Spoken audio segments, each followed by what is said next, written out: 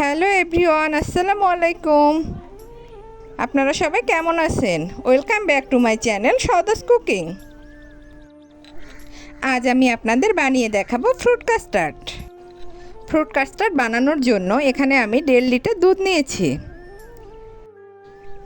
এখন দুধ জাল করে ভালো করে ঘন করে নিতে হবে। এখন দুধ ঘন হতে থাক, এদিকে আমি কাস্টার্ডের মিশ্রণটা রেডি করে নিচ্ছি। আমি এখানে কাস্টার্ড পাউডার নিয়েছি। আপনারা যে কোনো ব্র্যান্ডের কাস্টার্ড পাউডার নিতে পারেন। প্রতি হাফ কেজি দুধের জন্য 1 টিস্পুন কাস্টার্ড পাউডার নিতে হবে।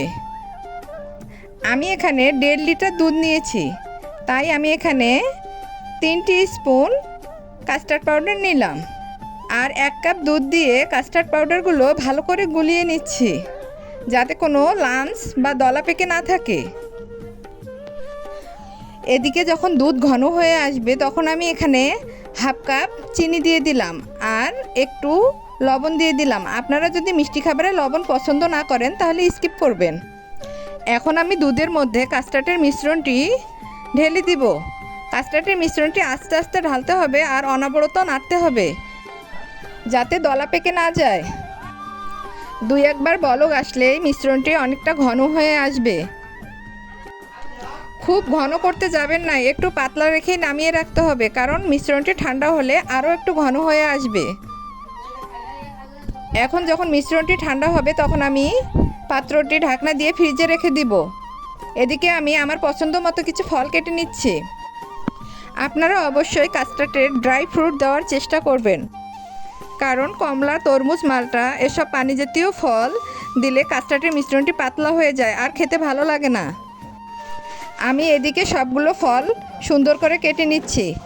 আঙ্গুর, চেরি ফল, কলা ও আপেল আমি সবগুলো সুন্দর করে কেটে নিব। এদিকে আমার সবগুলো ফল কেটে নেওয়া হয়ে গেছে। এখন আমি কাস্টার্ডের মিশ্রণটি ফ্রিজ থেকে বের করে নিলাম আর ঠান্ডা ঠান্ডা এই মিশ্রণটি আমি এখন সার্ভ করব। তাই আমি একটি সার্ভিং ডিশে কাস্টার্ডগুলো ঢেলে নিলাম। এখন আমি কেটে রাখা আপেল কুচি, চেরি ফল, কলা ও আঙ্গুর ফল দিয়ে দিলাম আর কয়েকটি কাঠবাদাম কুচি দিয়ে দিলাম। এখন আমি সবগুলো ফল কাস্টার্ডের সাথে ভালো করে মিশিয়ে নিব। দেখুন দেখতে কতটা ইয়ামি লাগতেছে। এখন আমি কিছু ফল উপরে দিয়ে ডেকোরেশন করে নিলাম। তো রেডি হয়ে গেল আমার ফ্রুট কাস্টার্ড।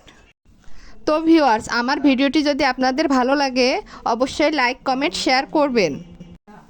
আর আমার নিত্য নতুন ভিডিও পেতে চ্যানেলটি সাবস্ক্রাইব করে আমার পাশে থাকবেন। আল্লাহ হাফেজ।